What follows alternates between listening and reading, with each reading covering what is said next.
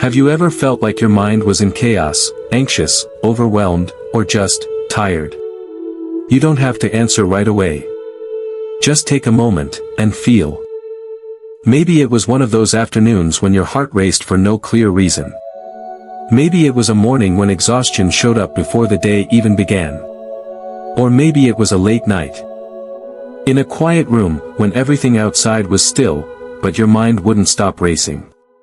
It feels like something inside is calling out for help, but you're not quite sure how to respond.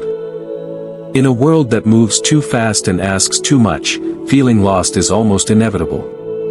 But what's comforting is this. The Buddha saw this, over 2,000 years ago. And his teachings aren't lofty philosophies, they're gentle pathways that help you come home to yourself, one breath at a time. A chaotic mind isn't a failure, it's a call to return. So many of us feel ashamed when our minds aren't calm. We judge ourselves for being too emotional, too sensitive, too unstable. But the Buddha never blamed anyone for that. He simply smiled and said, "The mind is like a monkey, swinging from branch to branch. But even the monkey can rest, if it finds its way back home." Your mind isn't broken. It's just overwhelmed. And sometimes, it's the chaos that opens the door to deeper clarity. Anxiety isn't your enemy, it's a message waiting to be heard. Inside every uncomfortable feeling is an unmet need. Anxiety doesn't come to hurt you, it comes to whisper. Please don't ignore me. I've been here for a long time. If you can sit quietly with it, not running, not resisting, just witnessing, it begins to soften. Like a child having a tantrum who simply wants to be seen. Your anxiety is asking for presence. Not fixing. Not pushing away. Just presence, with compassion. Exhaustion is a signal, not a weakness. The world teaches us to push forward, to stay strong. To never pause. But no one can stay standing without ever resting. And no one is immune to burnout. In Buddhist teaching, exhaustion isn't something to be ashamed of. It's often a sign that you've been away from yourself for too long. And it's time to stop, not to quit. But to breathe. To gently ask. What have I been running from? What truly matters? Have I forgotten how to just be?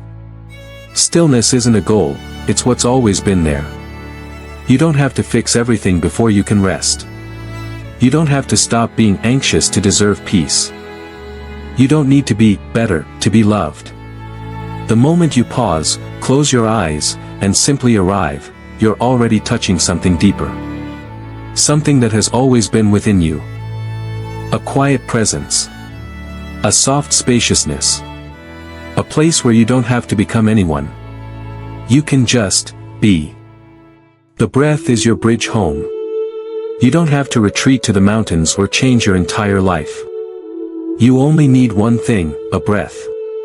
Whenever you feel overwhelmed, pause for just a moment. Breathe in, know that you are breathing in. Breathe out, know that you are breathing out. You don't need to change anything. Just remember, in this moment, you are alive. And you have permission to feel peace. There's nothing wrong with feeling tired. Life is a long journey. Along the way, there will be moments when you run. When you walk slowly, and when you simply need to sit under the shade of a quiet tree for a while. If today is that kind of day. If you feel like you can't keep going anymore. Just know this. It's okay. Just 1 minute. One honest breath. Is enough to begin again. No rush. No pressure. No need to calm down right now. Just be real with what you feel. And give your heart a little space to breathe. And if you've been through all of this. If you've ever felt panic at midnight, cried alone in silence. Or carried heaviness while appearing fine on the outside. Then maybe you're ready to understand something deeper. Healing doesn't come from doing something big. It comes from looking at yourself with just a little more gentleness each day. None of us are perfect. But all of us deserve peace. slow down a little. Everything is going to be okay. And sometimes, it's in the not okay that we finally find the way back to who we truly are. Where does this deep restlessness in the mind come from? That quiet unease we carry, the subtle tension behind the eyes. The heaviness in the chest, the constant pull to do more, be more, fix something. It doesn't always have a clear name. We call it anxiety, stress, burnout. Sometimes we don't call it anything at all. It's just there, like a shadow that follows us through the day and into the night. You could be sitting in a peaceful room, with no noise around, but inside, something is stirring, something unsettled. The teachings of the Buddha invite us to look beneath the surface. Not to run from the discomfort, not to mask it, but to gently turn inward and ask, why is the mind never still? Why? Even in moments of rest, do we feel a storm within? According to Buddhist wisdom, this restlessness is not random. It's not just the result of external pressures or daily problems. It arises from deep patterns of the mind, what the Buddha described as the three poisons, or three unwholesome roots, craving, aversion, and delusion. In Pali, these are lobha, dosa, and moha, known in Vietnamese as tam, san, and si. These three forces lie at the heart of our suffering. And until we recognize them, they quietly govern our thoughts, our emotions, and our choices. Craving is the constant wanting. It may appear as desire for material things, money, possessions, success, but more often, it hides in subtler forms. The longing to be liked, to be seen, to be understood. The ache for life to feel more secure, more predictable, more comfortable. Craving creates the illusion that something is missing, and that peace lies in getting, achieving, or becoming. But no matter how much we attain, the sense of lack remains. We reach one goal, and another emerges. We get one answer, and a new question arises. This endless cycle of reaching and grasping keeps the mind spinning. It cannot rest, because it's always reaching for something just out of reach. Aversion is the opposite force, what we push away. It shows up as resistance, to discomfort, to pain, to people or situations that don't meet our expectations. It can manifest as anger, irritation, judgment, or even numbness. When something happens that we don't like, the mind says, this shouldn't be. We reject what is, and in doing so, we create tension inside ourselves. Sometimes it's not even about others, it's directed inward. We dislike parts of ourselves, criticize our flaws, or try to erase our sadness instead of holding it gently. That internal rejection becomes a knot in the heart, a tightening that leaves us restless and tired. And then there is delusion. Not knowing. Not seeing clearly. It is the most subtle. And often the most powerful. Delusion is the belief that we are separate, that we are just this body, this name, this personal story. It's the illusion that life should be a certain way. That permanence is possible, that control is real. We believe that lasting happiness can be found in things that are constantly changing. We mistake what is impermanent for something that can fulfill us forever. And so we cling to what is fragile, relationships, status, youth, opinions, only to suffer when they inevitably change or disappear. Together, these three, craving, aversion, and delusion, form the root of mental suffering. They agitate the mind like waves stirred by the wind. And when the mind is stirred, we feel it as restlessness. We can't focus. We can't relax. Even joy feels thin and fleeting. The body may be still, but the heart is pacing. What's profound in the Buddha's teaching is that he didn't condemn these tendencies. He didn't say we were bad for having them. He simply encouraged us to see them. To observe how they arise, how they shape our experience, and how they pass away when we don't feed them. Through awareness, we begin to untangle ourselves from their grip. That is the beginning of freedom, not through force or control, but through insight. When craving arises, we can pause. Feel it. Recognize it. See the grasping mind for what it is, a wave. Not the ocean. When aversion flares, we can soften. Breathe. Notice how much energy it takes to push things away, and how different it feels to simply allow what is. When confusion clouds the mind, we can return to the body, to the breath, to this moment, where truth is always simple and direct. Healing doesn't come from avoiding pain or fixing everything. It comes from looking deeply. With a quiet, compassionate gaze. A restless mind is not a sign of weakness. It's a call for attention. For stillness. For understanding. You don't need to change who you are, you only need to see clearly what's moving inside you. You don't have to suppress your desires or pretend you're never angry. The practice is not about becoming perfect, it's about becoming present. About meeting your experience with honesty and gentleness. Every time you catch yourself caught in wanting, rejecting, or misunderstanding, you have an opportunity to return. To breathe. To be here, again. Sometimes, all it takes is one quiet moment to break the spell. One conscious breath to come back from the spinning of the mind. One honest pause to realize, there is nothing to chase, nothing to fight, nothing to fix. Just this.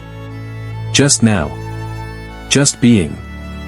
When the poisons lose their power, what remains is not emptiness, but clarity. A spaciousness of mind. A quiet joy. A kind of peace that doesn't depend on conditions, it simply is. And it's always been there, underneath the noise. This path is not something distant or reserved for monks in mountain temples. It is available here, in your everyday life. In how you walk. In how you listen. In how you treat yourself when you're tired or afraid. Each moment of awareness, each moment of kindness, is a step toward freedom. A step away from the poisons. A step into your own true nature. And in that stillness, the restlessness finally finds rest. Mindfulness, the first key to healing. There is a quiet moment, sometimes in the middle of a crowded day. Sometimes in the middle of the night, when we suddenly notice, my mind is not okay. It could be a tightness in the chest, a rush of thoughts, a wave of fatigue. Or just a simple but clear knowing that something inside us feels off. And in that moment, something shifts. Because the moment we become aware that the mind is restless, we are no longer completely caught in it. That gentle noticing is the first and most vital step toward healing. That is the beginning of mindfulness. Mindfulness is not a technique we apply to fix our lives. It is not a tool we use only when things go wrong. Mindfulness is the art of being truly here, of coming home to ourselves, breath by breath. With the full sincerity of presence. It is not about adding something new to your life. It's about stripping away the noise so that what's always been there, your natural clarity, can shine again. When we are lost in thought, we are often lost in time. We ruminate about the past, worrying over what could have been different. We project into the future, anticipating what might go wrong or chasing what might finally make us feel safe. In that constant swing between yesterday and tomorrow, the present moment, the only moment where life is actually happening, is completely overlooked. But the breath doesn't live in the past. The breath doesn't live in the future. It lives here, now. And so when we return to the breath, we return to life itself. The Buddha once said, "Breathing in, I know I am breathing in. Breathing out, I know I am breathing out." At first, this may sound too simple to matter. But within that simplicity lies a profound power. To breathe consciously is to interrupt the cycle of unconscious reactivity. To breathe consciously is to say, I am here now. I am awake to this moment. And in that small but radical act, the mind begins to settle, just as a muddy pond clears when the stirring stops. We often ask, how do I calm my anxiety? How do I heal from stress or sadness? The answer, from the perspective of mindfulness, is not to get rid of the anxiety or sadness. It is to become present with them, without judgment. Imagine a child crying in a room. The more you yell at the child to be quiet, the louder they cry. But if you kneel down, hold them gently, and say, "I'm here," something changes. They may still cry for a while, but now they feel held, seen, safe. Your mind is no different. It doesn't need to be silenced. It needs to be met with presence. That is the work of mindfulness. To hold the full range of human experience with an open heart. Not to deny what hurts, not to cling to what feels good, but to simply witness, softly, honestly, fully. When we practice mindfulness, we begin to see things as they truly are. We notice the thought patterns that keep looping. We see the emotional waves rising and falling. We recognize how quickly the mind moves to judgment, to control, to fear. And in seeing clearly, we begin to loosen the grip. The miracle is not that mindfulness makes pain disappear. The miracle is that it gives us space. Space to breathe. Space to choose. Space to respond with wisdom instead of react with habit. Sometimes, we think we need to escape, get away from the noise, go on a long retreat. Fix everything before we can be at peace. But mindfulness reveals something quietly revolutionary. Peace is not in the next place. It's in the next breath. You could be washing dishes, stuck in traffic, listening to someone speak, or sitting alone in silence. And still be practicing. Still be present. Still be free. Because freedom is not a distant destination. It's the ability to be at home wherever you are, simply because you are truly there. Healing begins the moment we stop running. Running from our feelings, running from discomfort. Running from ourselves. Mindfulness invites us to stop and turn around. To greet ourselves exactly as we are, and to realize, we were never broken. Just distracted. Just too far from our own breath. Our own body, our own truth. The practice doesn't require you to be calm. It doesn't ask you to be wise. It only asks that you show up. One breath. One step. One moment at a time. In the beginning, mindfulness can feel like work. The mind resists. The body squirms. The thoughts rush in.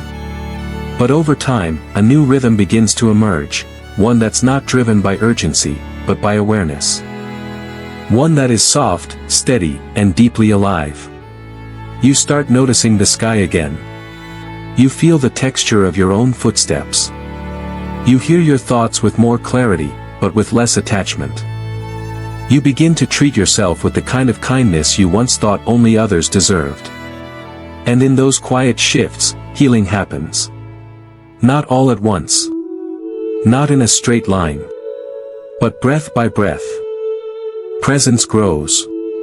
There is no need to force it. Mindfulness is already inside you. Like a lamp that's been covered, it only needs to be uncovered. So the next time you feel overwhelmed, anxious, lost, pause. Place a hand on your chest. Close your eyes. And take one conscious breath. That's it. One breath is enough to remind you. You are here. You are aware. You are alive. And sometimes, that's the most powerful healing of all. Impermanence, no emotion lasts forever. There are moments when sorrow feels endless. When anxiety wraps around the chest like a vice. And grief weighs the heart down like a stone. In those moments, it's easy to believe that what we're feeling now is what we'll feel forever. That this is just how life is going to be from here on out, tired, heavy, broken. But the Buddha offered a simple, profound reminder. This, too, shall pass.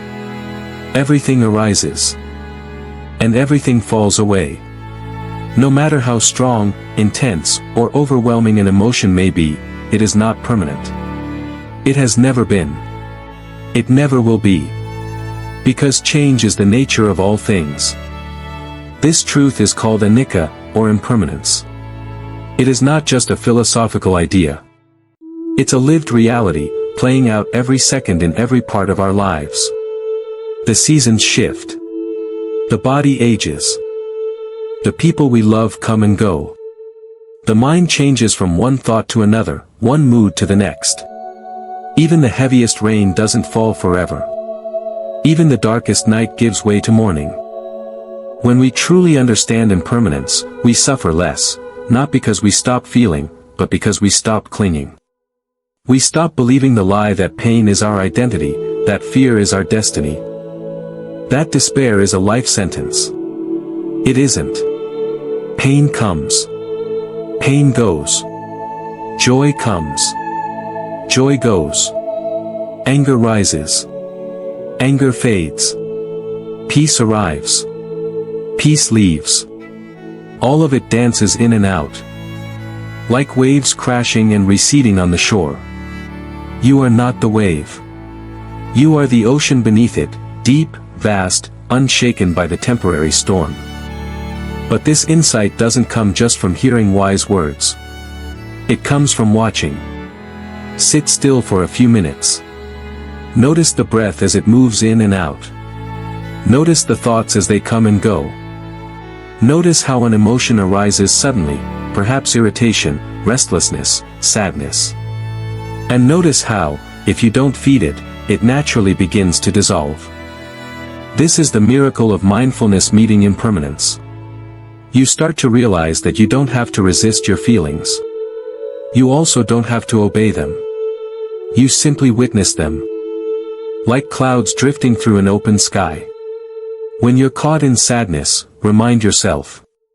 This feeling is here now, but it's not who I am. It's just visiting. When you're in fear, this, too, is passing through. I don't need to hold it. I can let it move. And when joy arises, don't cling. Let it be sweet, gentle, free. Love it as it is, knowing it too is a gift on the wind. Some people hear the teaching of impermanence and feel afraid. If everything changes, how can I be safe? But impermanence isn't something to fear, it's what makes healing possible. If things didn't change, we would stay stuck in suffering forever. If nothing moved, there'd be no room to grow. Because of impermanence, wounds close. Because of impermanence, we learn, unlearn, and awaken. Because of impermanence, even the most painful experience holds the potential for transformation. The broken heart does not stay broken. The anxious mind finds moments of stillness. The lost soul finds a way back to light. Not all at once. Not according to a schedule. But slowly, in its own way, life begins again, moment by moment. Understanding impermanence doesn't mean denying what we feel. It means holding what we feel with more wisdom and less fear. It means knowing, this hurts now. And it is real. But it is also passing. And I can survive this. You've already survived so many versions of yourself. So many heartbreaks. So many endings that you thought were final. And yet, here you are. Still breathing. Still walking. Still growing. That is the power of impermanence. It humbles us, yes. But it also frees us. Because nothing lasts, every moment matters. Because nothing is fixed, you are not fixed. You are allowed to change. You are allowed to heal. You are allowed to let go. And you don't have to wait for the pain to disappear before you start living again. You can begin now, gently. With one breath, one small act of kindness, one choice to meet this moment with presence. In the silence of awareness, impermanence becomes your ally. It whispers, don't panic, this will shift.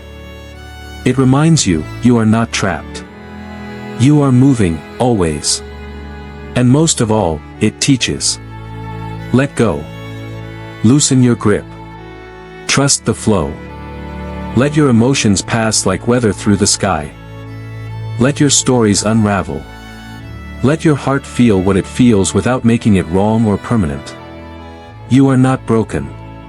You are in motion. And with each passing feeling, you are returning, again and again, to your true, spacious, grounded self. Self-compassion, treating your mind like a friend in pain. What if, instead of judging ourselves, we chose to listen? What if, instead of trying to fix our minds the moment they feel heavy or broken, we paused and offered kindness instead? We live in a world that celebrates perfection, productivity, and strength. So when we feel anxious, sad, angry, lost, or overwhelmed, we tend to turn inward with criticism rather than care. We tell ourselves to get over it, toughen up, or stop being dramatic. We treat our pain like a problem, like something that makes us weak, flawed, or unworthy. But the teachings of mindfulness, and the wisdom found in the heart of Buddhism, invite us into a radically different way of being. They say, be gentle. Not because your suffering isn't real, but because it is. Not because you need to be rescued, but because you deserve to be loved, even in the middle of your struggle. Imagine this. A dear friend comes to you, eyes tired, voice shaking, burdened by something invisible but heavy. Would you scold them? Would you tell them to be stronger? Of course not. You would listen. You would hold their pain with tenderness. You might say, it's okay. I'm here. You're not alone. Now imagine offering that same compassion to yourself. Self-compassion is not indulgence. It's not weakness. It's not an excuse to stay stuck. It is courage. It is strength. It is a gentle but powerful acknowledgement that healing begins not with shame, but with care. When we meet our own suffering with kindness, we stop pouring fuel on the fire. We stop making pain worse by layering it with guilt, self-hatred, or resistance. Instead, we create space to breathe, space to feel, space to begin again. This kind of compassion starts with awareness. We notice what's happening inside. I feel overwhelmed. My chest is tight. I'm scared and don't know why. And rather than turning away from that truth, we stay. We breathe. We soften. Sometimes, self-compassion looks like whispering to yourself, it's okay to feel this. Sometimes, it looks like taking a break, not because you're lazy, but because you're human. Sometimes, it means letting yourself cry. Sometimes, it means saying no. And sometimes, it means just placing a hand on your heart and remembering, this moment is hard. And I deserve kindness. In Buddhist psychology, compassion, karu, is one of the 4 immeasurable qualities of the awakened heart. It's not reserved for others, it includes you. The Buddha did not say, be kind to everyone, except yourself. He taught that all beings deserve compassion, including the one reading this sentence right now. And here's the paradox. The more compassion we give to ourselves, the more we have to offer others. When we stop fighting our own suffering, we become more patient with the suffering of the world. When we hold space for our fears, we grow softer, more open, more real. Not because we've figured everything out, but because we've dared to stay with what hurts, with care. Self-compassion is not something that magically appears. It is a practice. A way of returning to ourselves, over and over. Especially in moments when the inner critic is loud, when the mind is stormy, when the heart feels broken. And like any practice, it takes time. You won't always get it right. That's okay. Even your failure to be compassionate deserves compassion. So the next time you catch yourself spiraling into self-judgment, pause. Take a breath. And ask, what would I say to a dear friend right now? Then say that to yourself.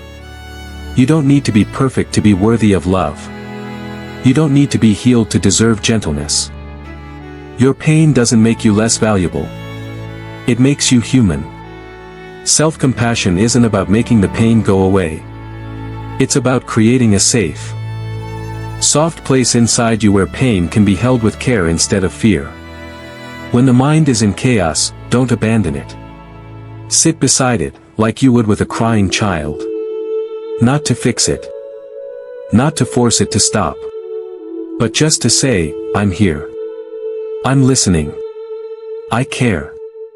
This is the medicine so many of us were never taught to give ourselves.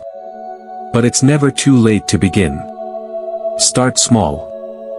A kind word to yourself. A forgiving breath. A willingness to stay when it gets hard. Over time, these small acts of tenderness change everything. They teach the mind that it's not broken for being overwhelmed. They teach the heart that it is lovable even when hurting. They teach the body that it is allowed to rest. And they remind the soul that healing is not a race, it is a relationship. So treat your mind like a friend in pain. Hold it gently. Speak to it kindly. Let it know it doesn't have to pretend, perform, or push through. It only has to be met with compassion. Again and again. Until kindness becomes the way you meet every moment, every emotion, every version of yourself. Because you are not something to fix. You are something to care for. And sometimes, the most profound healing begins not with changing who we are, but with finally loving who we've always been. Letting go of expectations, embracing what is. So much of our suffering doesn't come from what life is, but from what we wanted life to be. We hurt not because of reality itself, but because it didn't match the picture we were holding in our minds. We expected someone to understand us, and they didn't. We thought a plan would unfold a certain way, and it unraveled. We believed that if we worked hard, were kind, or stayed strong, things would go as we hoped. But life didn't agree. And in that gap, between expectation and reality, pain arises. This pain is not always loud or obvious. Sometimes, it's quiet, a sense of unease, of restlessness, of disappointment we can't quite name. Other times, it's sharp, grief, rage, bitterness, confusion. But what if the problem isn't that life is wrong? What if the suffering comes from our resistance to what is? In the teachings of the Buddha, there is a radical idea. That liberation is not found in controlling life, but in accepting it. That freedom isn't about having everything go our way, but about releasing the need for it to do so. This is not passivity. This is not giving up. This is the fierce, courageous act of letting go. Letting go of how we think people should treat us. Letting go of how we think our careers, our health, our relationships should look. Letting go of who we believed we had to be in order to be worthy. Letting go of the timeline we thought our life should follow. And instead, choosing to meet reality with presence. With breath. With openness. Letting go doesn't mean you stop caring. It means you care without clinging. It means you show up fully for your life, without needing it to fit a script. Expectations are heavy. They create tension, frustration, and heartache. When we let them drive our experience, we stop seeing clearly. We judge every moment, every person, every version of ourselves, against the image in our heads. But when we release that image, something softens. We begin to relate to life as it is, not as we wish it to be. We begin to trust, not that everything will be easy, but that we are capable of meeting whatever comes. This doesn't mean we lose discernment. It doesn't mean we stop taking action or making choices. It means we act from clarity, not compulsion. From wisdom, not fear. Letting go is an invitation to stop fighting reality. Because the truth is, life will always be beyond our control. People will change. Plans will fall apart. The body will age. Nothing lasts. And no matter how tightly we cling, we cannot hold back the flow. But when we stop clinging, we find something else. Peace. Peace not because life is perfect, but because we're no longer demanding that it be. Think of a river. When we resist the current, we exhaust ourselves. But when we relax, we can float. We can find a rhythm. We can move with the water, not against it. That's the power of letting go. It doesn't remove difficulty, but it removes unnecessary suffering. It returns us to the simplicity of now. This breath. This moment. This life, just as it is. Often, the root of expectation is fear. We expect because we're afraid. Afraid of chaos. Afraid of pain. Afraid of losing control. But the more we grip, the more we suffer. Control is an illusion. And fear cannot be conquered by force, it dissolves through presence. Letting go is not passive. It is an active surrender. It is saying, I will no longer fight the truth of this moment. I will breathe with what is, not just what I wish for. I will live from trust, not tension. This doesn't mean life stops hurting. But it does mean we stop adding extra pain. And in that space, something beautiful begins to unfold. We start to see things as they are. Not through the filter of our projections. We notice the kindness we overlooked.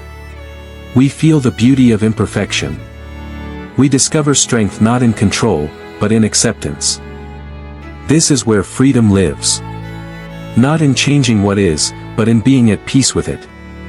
Over time, we learn to let go not just once, but again and again. With every expectation that arises. With every should and if only. With every old dream that no longer fits. We bow to the present. We release the grip. And we return. Return to breath. Return to stillness. Return to the quiet wisdom that already knows, this moment is enough. Letting go is not a single act, it's a lifelong practice. And like any practice, we may stumble. That's okay. Each time we notice we're clinging again, we simply pause. We soften. We remember, the goal is not to escape life, but to enter it, fully, honestly, gently. So when the urge arises to control, to predict, to demand, breathe. And ask, can I meet this moment without needing it to change? Can I trust that I am safe even in uncertainty? Can I live without clinging to how things should be? Because when we stop trying to bend life to our will, we begin to move with it. Not as victims. Not as puppets. But as awakened beings, free to feel, to love, to act, with open hands. And in those open hands, we may find that life itself becomes a gift. Not because it gave us what we expected, but because we learned to receive what it offered, with grace. Meditation, the path that leads the mind back to stillness. In a world that never stops moving, silence has become a forgotten language. Our minds are constantly pulled in 1,000 directions, plans, worries, distractions, noise. We wake up and reach for our phones before we even feel our breath. We move through the day in a rush. Our thoughts racing ahead of the present moment. We lie down at night, exhausted, but still spinning inside. And yet, somewhere within us, there is a quiet place that never left.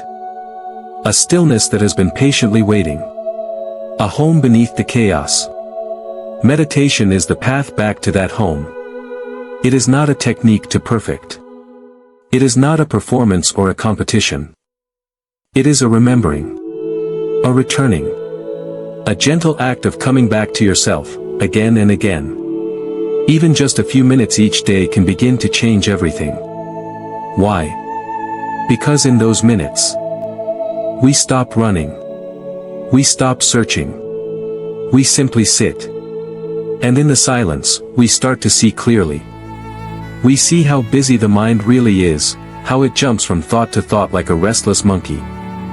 We notice the tension we didn't even realize we were holding. We begin to feel what we've been avoiding, grief, fear, longing, fatigue. At first, it might be uncomfortable. Stillness can feel foreign when we've spent years avoiding it. But if we stay, if we breathe, observe, and soften, the silence begins to speak.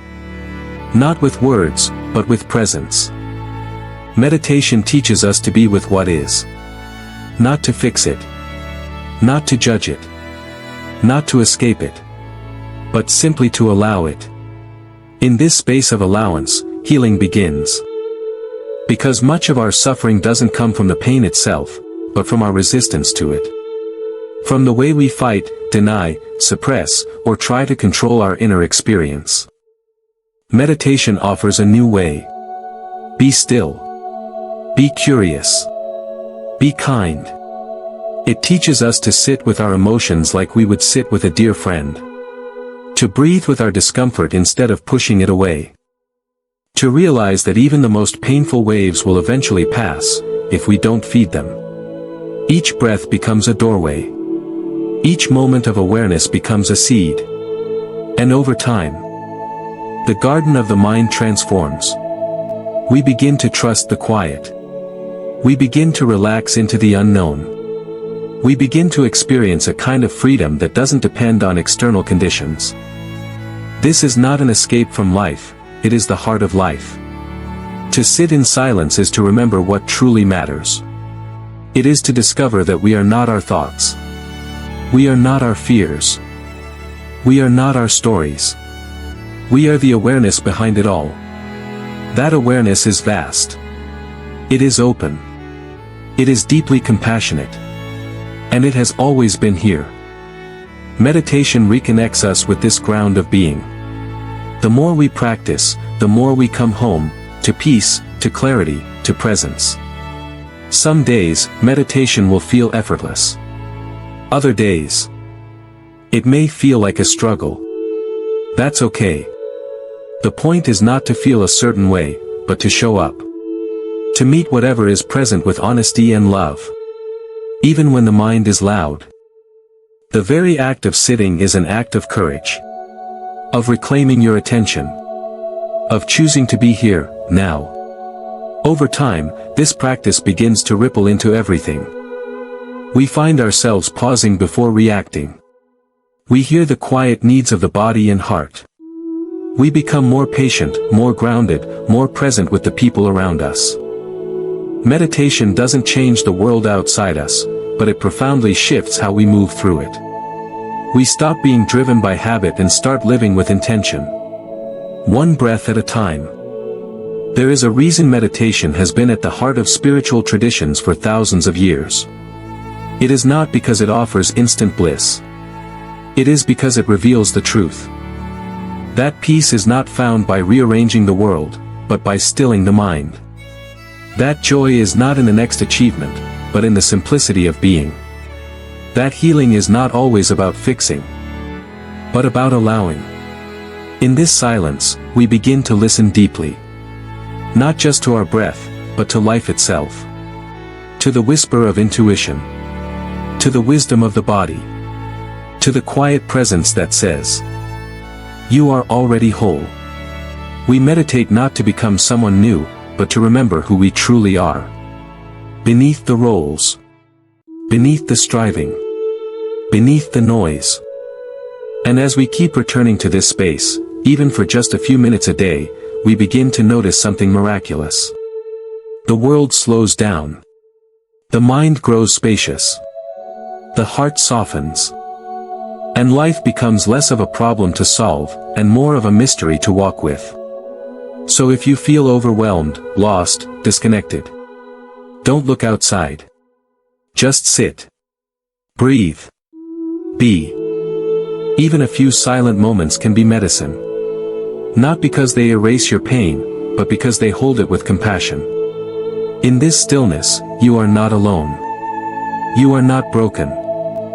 You are exactly where you need to be. This is the path. The breath is the anchor. The silence is the guide. And the present moment is the doorway. Walk through it. And come home. Protecting your mind, creating space for peace.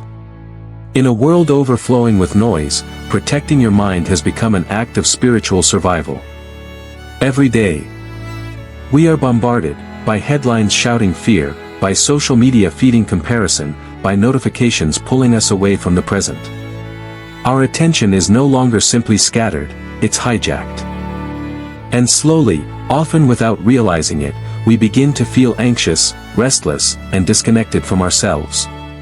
But the truth is, your mind is sacred. Your inner world matters. And it deserves to be guarded, not overwhelmed. The mind is like a garden. If you leave it unattended, weeds of worry, anger, and confusion will quickly take over. But if you care for it, if you nourish it with silence, presence, and wisdom, it becomes a place of peace, clarity, and compassion. This is not about escaping reality. It's about choosing which reality you feed.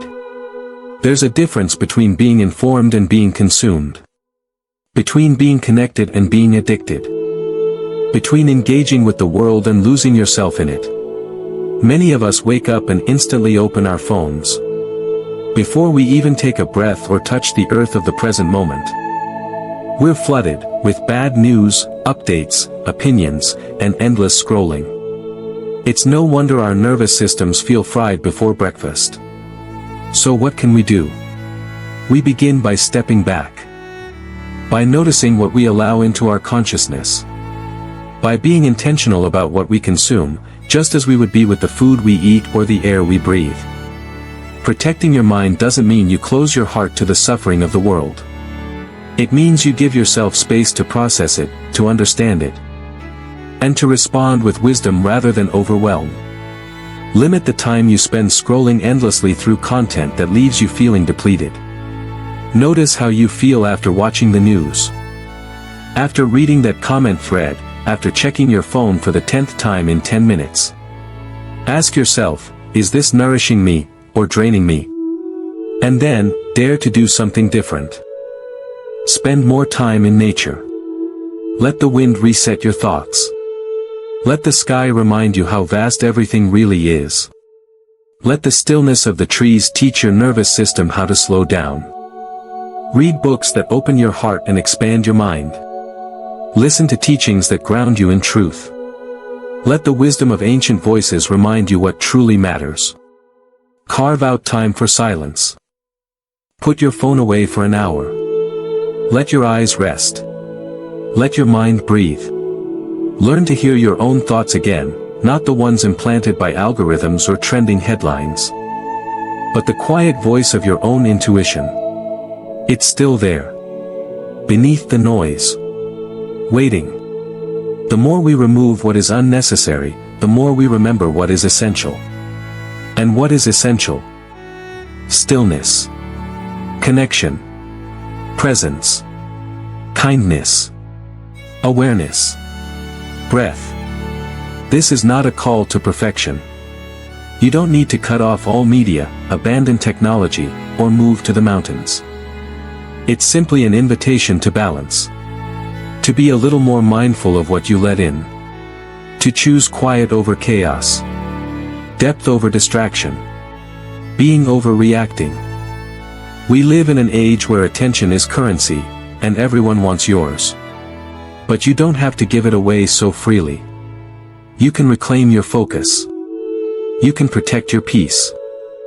You can build a life where your mind feels less like a battlefield, and more like a sanctuary. This begins with small choices. Waking up and sitting with your breath before checking messages. Noticing the moment when your shoulders tighten from too much scrolling. Turning off your screen and stepping outside to watch the sunset. It is in these tiny moments that healing begins. Not by force, but by space. Because when we slow down, we reconnect. We remember that joy is in the simple things, the sound of birds, the smell of tea, the quiet company of a loved one. We discover that beneath the noise, life is still beautiful. That our hearts still long for meaning, not just stimulation. And in that remembering, something shifts. You begin to crave depth. You begin to protect your time, your energy, your heart. Not from fear, but from love. Because you realize, your inner peace is worth it. You are allowed to unplug. You are allowed to say no. You are allowed to disappear from the noise and reappear in your own soul.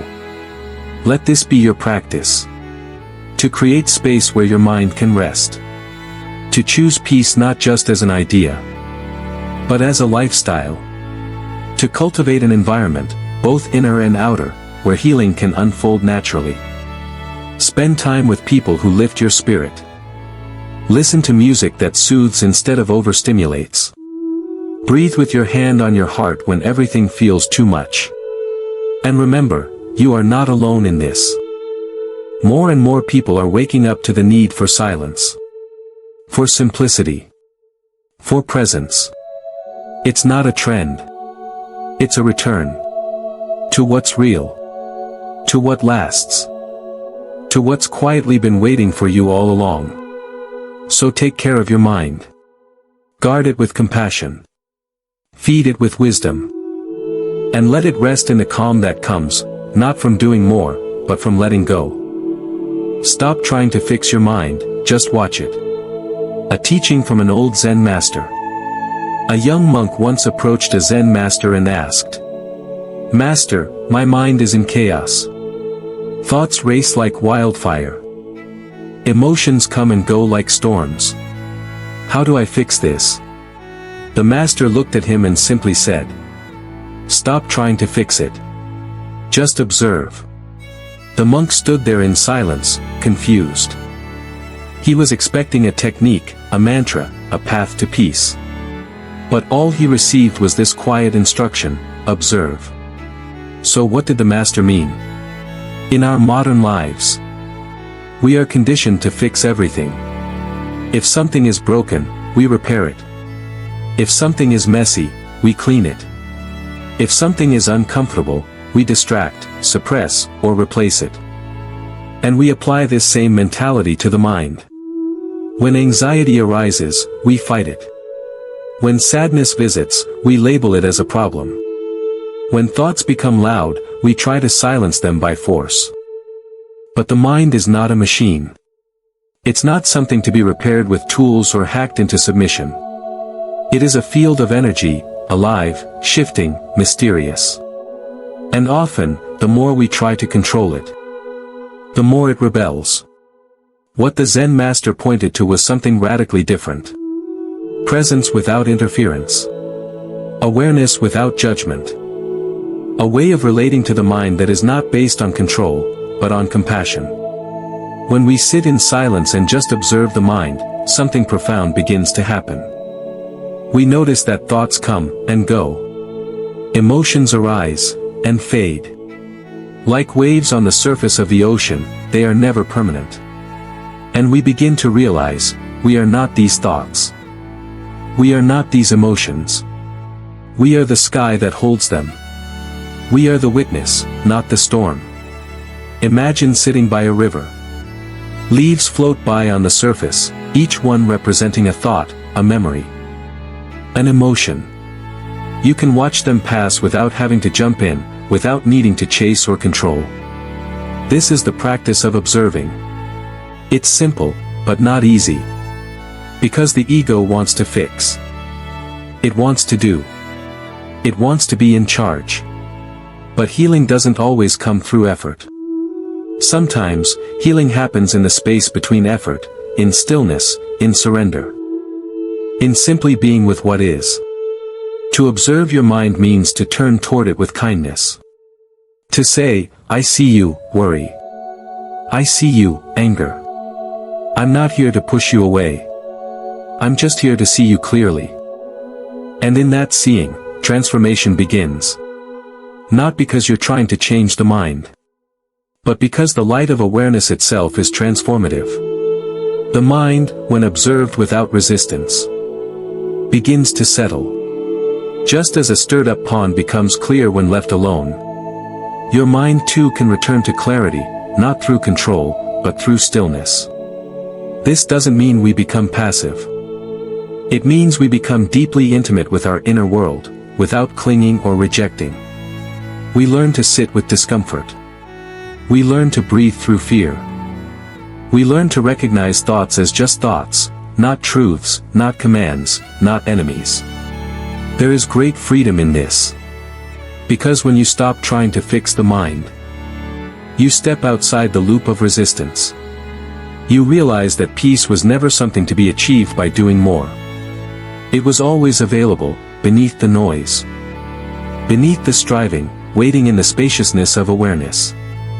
This is not a technique. It is a way of being. And anyone can begin, right now. You don't need to be a monk. You don't need a special cushion or incense. You just need the willingness to stop, and watch. Close your eyes. Take a slow breath. Notice what's here. A thought. Let it come.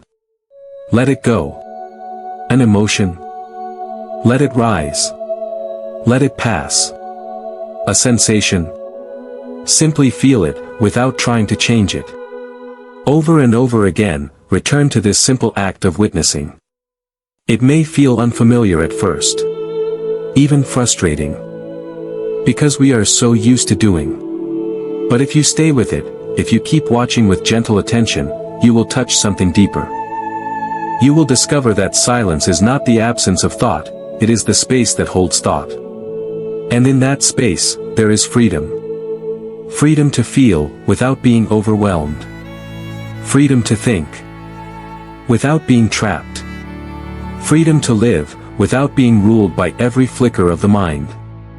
This is the essence of meditation, not escape, but intimacy. Not control, but clarity. Not fixing the mind, but coming home to it. So the next time your thoughts feel like a storm, remember the Zen master's words. Don't fix. Just watch. If your mind feels unsettled today, just return to the breath. A gentle reminder for the soul. If your mind feels restless today, if your heart feels heavy for reasons you can't fully name, know this. You don't need to fix everything right now. You don't need to figure it all out in this moment. You don't need to have the perfect answer, the ideal mindset, or the strength to carry it all at once. What you need, what we all need sometimes, is simply to pause. To breathe. To return. To come home, not to a place, but to the present moment. The Buddha never promised us a life free from difficulties. He never said that awakening meant escaping sadness or discomfort. What he taught, over and over again, was how to meet life just as it is, without judgment, without resistance.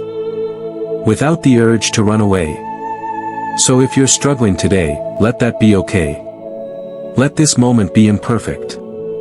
Let your breath be uneven. Let your thoughts be messy. And just for now, try not to make an enemy out of your own experience. Instead, sit with it, gently, honestly. Feel the rise and fall of your breath. Let your awareness expand to hold all of it. The tightness in your chest, the swirl of thoughts, the ache of uncertainty. These are not signs that you're doing life wrong. They are signs that you're alive, that your heart is open. That your soul is learning how to feel everything without shutting down. Buddhist practice is not about becoming invincible. It's about becoming intimate, with joy, with sorrow, with fear, with love. It's about walking hand in hand with life, even when the path is steep and the destination unclear. Every step you take mindfully, every breath you return to, every time you say, I don't know, but I will stay with this. Those are moments of awakening. There is no rush. No one is keeping score. Healing is not a race, it is a rhythm, like waves on the shore, like seasons in the trees. Sometimes you feel strong. Sometimes you fall apart. Sometimes your faith is clear.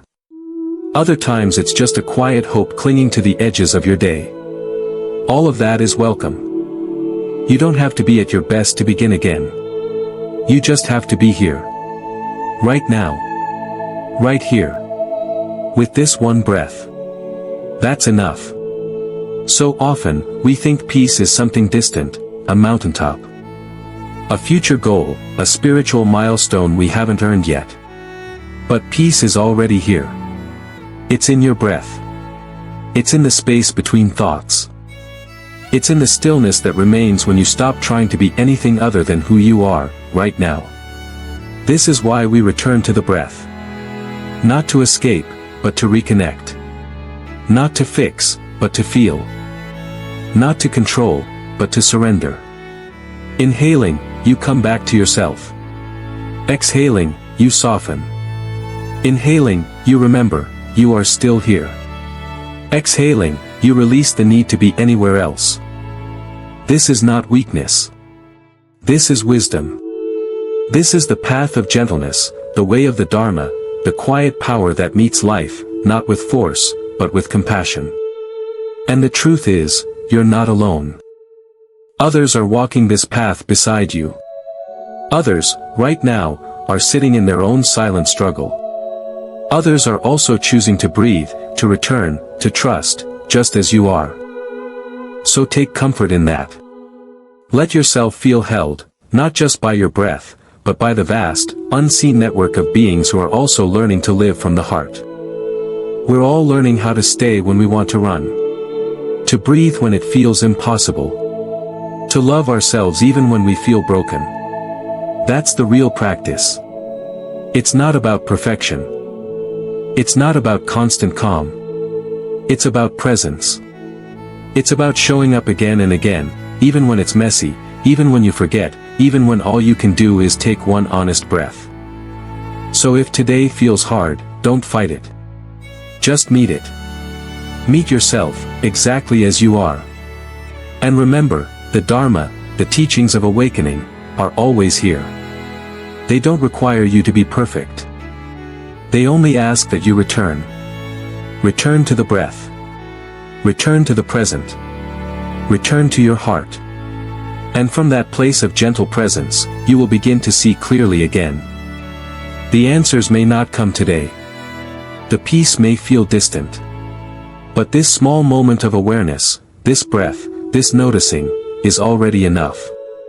It is already healing you. So breathe, dear friend. Take your time. Let the wind move through the trees. Let the world keep spinning. Let your mind be just as it is, and meet it with kindness. This is the path. And if something in these words resonates with you, if a part of your heart whispers, yes, then share your reflections below. Because sometimes, your voice is exactly what someone else needs to hear. And if you'd like to continue this journey of awakening together, don't forget to subscribe. We walk this path not alone, but side by side. Breathing. Returning. Remembering what it means to be fully, gently, human.